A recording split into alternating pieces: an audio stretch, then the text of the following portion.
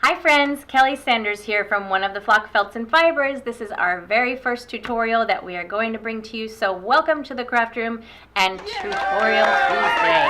We are going to be using for the month of March, very fitting, an Irish Blooms pattern by Penny Lane Primitives. And we'll use this to teach you a little bit of cutting technique. So let's get started.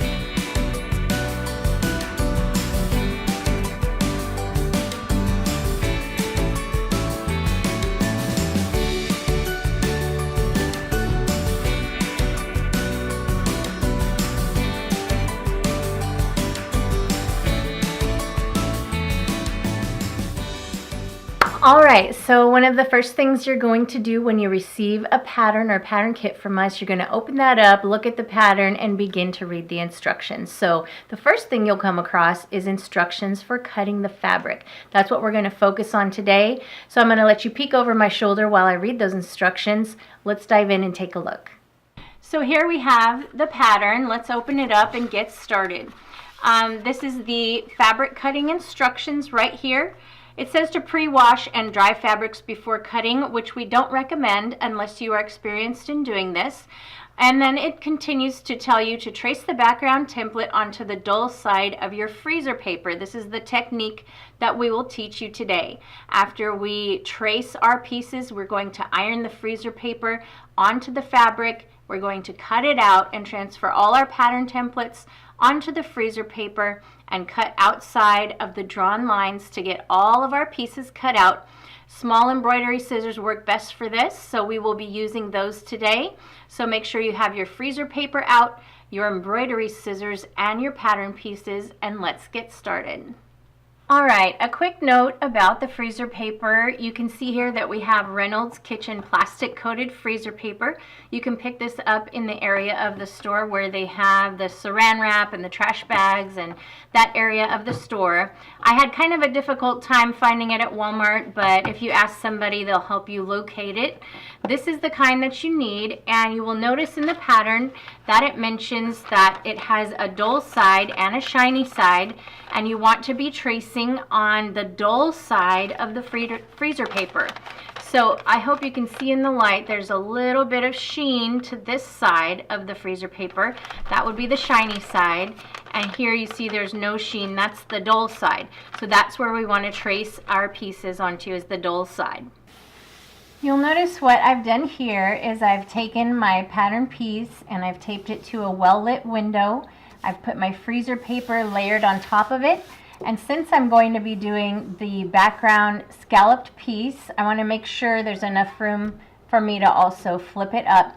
So I like to do the line going across like this, so we make sure that as we tape it on we have enough room to flip it and get the other side of that piece traced there.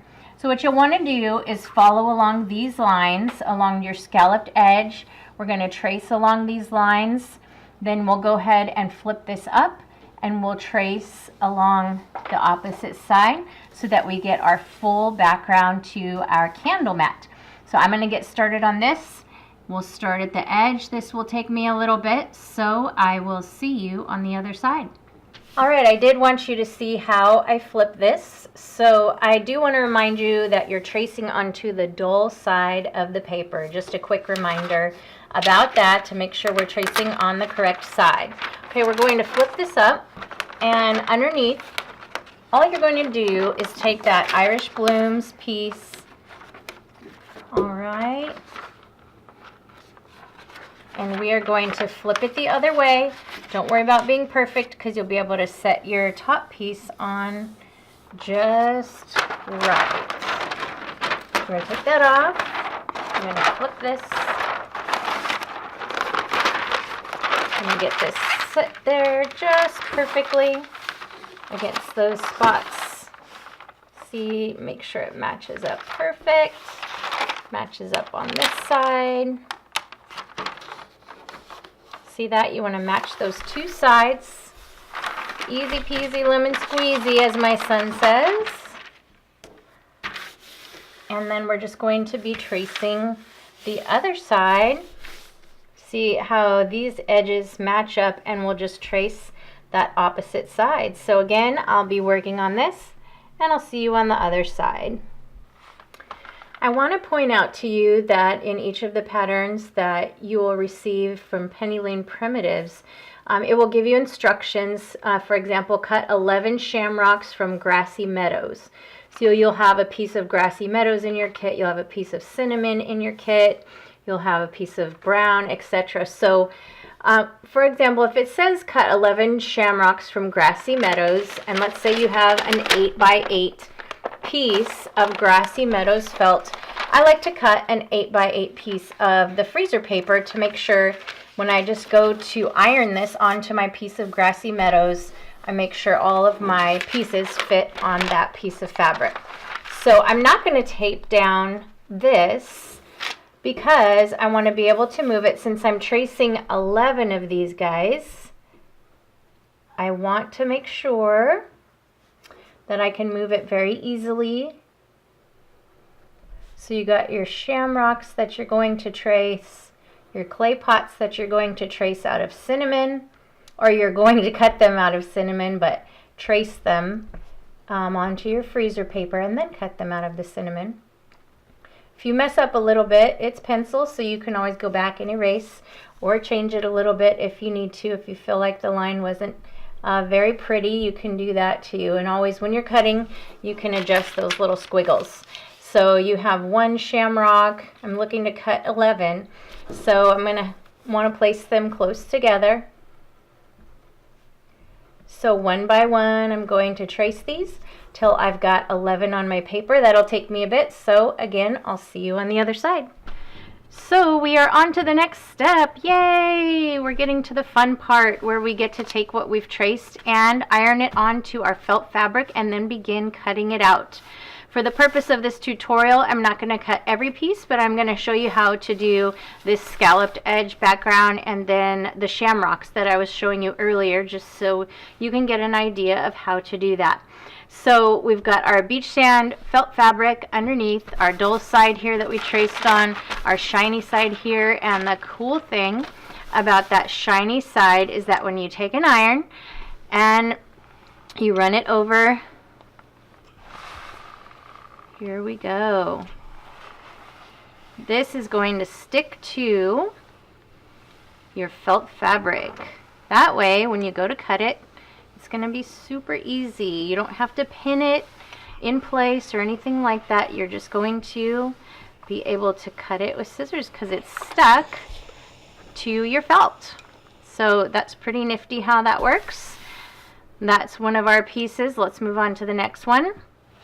So you can see what I was talking about earlier. If I have an 8x8 piece of grassy meadows added to my kit, I cut my freezer paper in the shape of an 8x8. That way, if I do all my pattern pieces on this one, I know it's all going to fit nicely on my 8x8 square. So for example, if I had a larger piece and I was putting shamrocks all over the paper and then I go to cut and I realize, uh-oh, I didn't make it this size. Not that, you know, you can't adjust for that and fix that, but it's just a little bit easier if you do it ahead of time and you make sure that all your pieces are going to fit on your square of fabric. So let's go ahead and iron this one on, just like we did with the beach sand fabric. Just going to press that on, make sure the sticky side is down, the shiny side. Iron that on really good. And then I'll show you how easy the cutting is once you've used the freezer paper for this. Alright, so the very first one I'm going to cut are the shamrocks, and I'm using these adorable little scissors that we have in our shop. Actually, kind of fun. It looks like a little beak of a bird there. We have these in teal and purple and green, along with other embroidery scissors that are really cute if you'd like to buy some. But you can see our felt is a little bit stiffened by this attachment of the freezer paper, and it makes it easier to cut and clip. And we're going to go ahead and go in with our stork scissors, and we're going to begin cutting. I wanted to come in for a little bit of a close-up. So as you can see, I've got my felt piece here, got my scissors, and I'm beginning to cut. Now, if you want, when you come to these centerpieces, you can just snip right in the center there, which makes it a little bit easier to cut things right in those curves. And then you can go back and cut along your straight edge. Kind of like just snipping out those pieces helps a little bit. So we're going to come along these edges now and just come to where we've snipped in the center.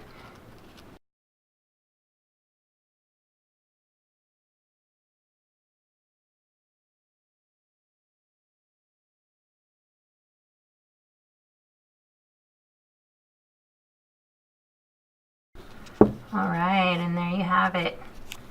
Now, when you're ready and you cut all of them out, you're going to peel those off and you'll have your cute little shamrock shape.